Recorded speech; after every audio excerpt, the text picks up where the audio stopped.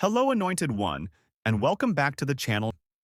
In our last report, we detailed the explosive leaked documents from Gateway Church, including a 2007 letter and a 2011 draft statement that revealed elders knew for years about Pastor Robert Morris's essay of a young girl, Cindy Clemisher, which began when she was 12.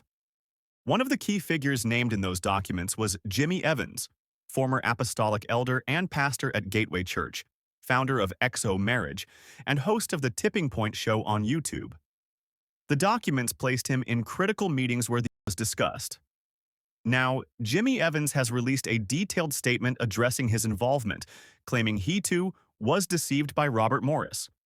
Today, we're breaking down his response and how it directly conflicts with the evidence. First, a quick recap of why Jimmy Evans is central to this. Robert Morris's own unreleased 2011 letter stated, "All of the elders and apostolic elders have known about this," and specifically mentioned, "Jimmy Evans and I spoke with her pastor a few years ago."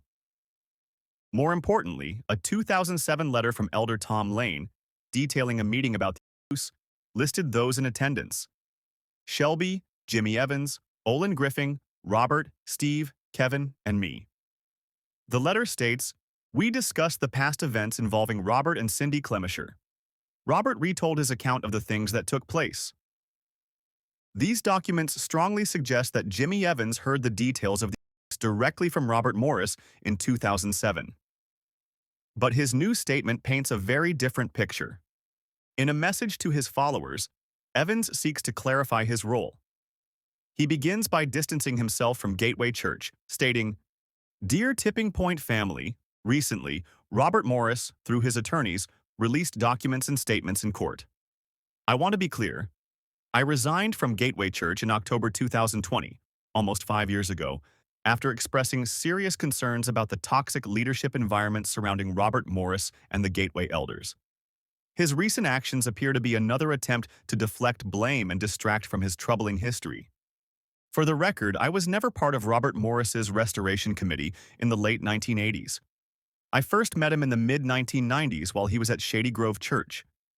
I served as an apostolic elder at Gateway Church and joined the governing board in May 2018. During my time there, I was not privy to communications between Ms. Clemisher, Gateway Church, and Robert Morris.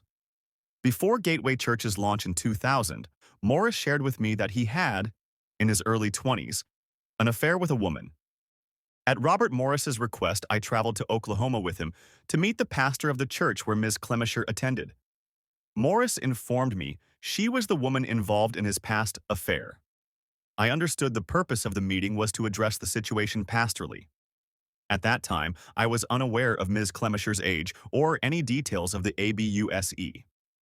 In 2007, Morris revealed that Ms. Clemisher was 16 years old when his infidelity took place and that it was only one time while visiting her home in Oklahoma. I was shocked by this. However, because the age of consent in Oklahoma was 16 at that time, I did not report Morris to the authorities.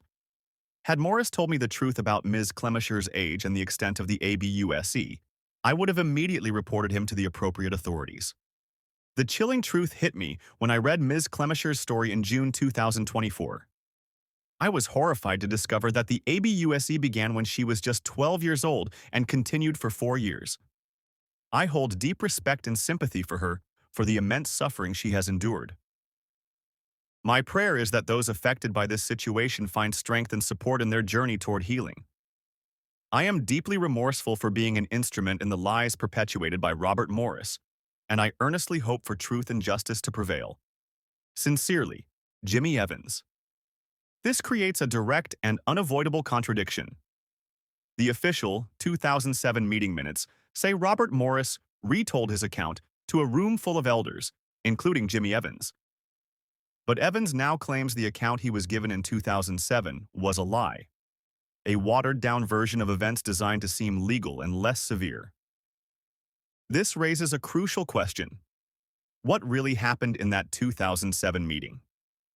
Did Robert Morris give a full, truthful confession to the elders, as the minutes imply? Or did he manage to deceive them all, including Jimmy Evans, by presenting a fabricated story about a single encounter with a 16-year-old?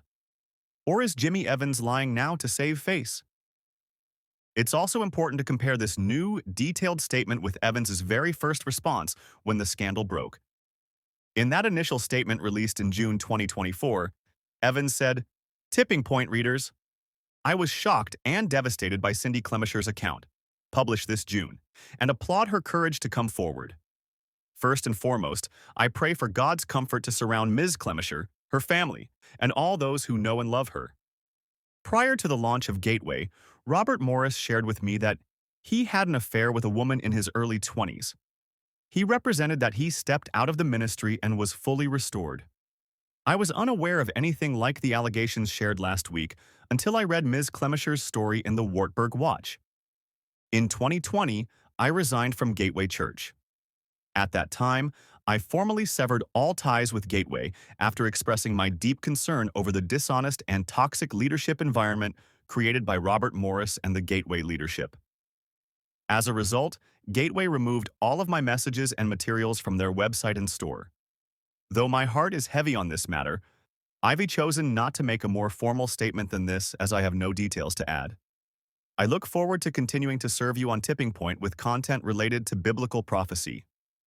Pastor Jimmy Evans. The first statement, I was unaware of anything like the allegations shared last week until I read Ms. Clemisher's story, implies he knew absolutely nothing.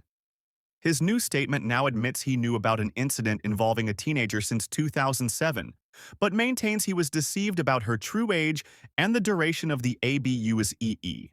So, to summarize the update, Jimmy Evans denies he was part of a cover-up.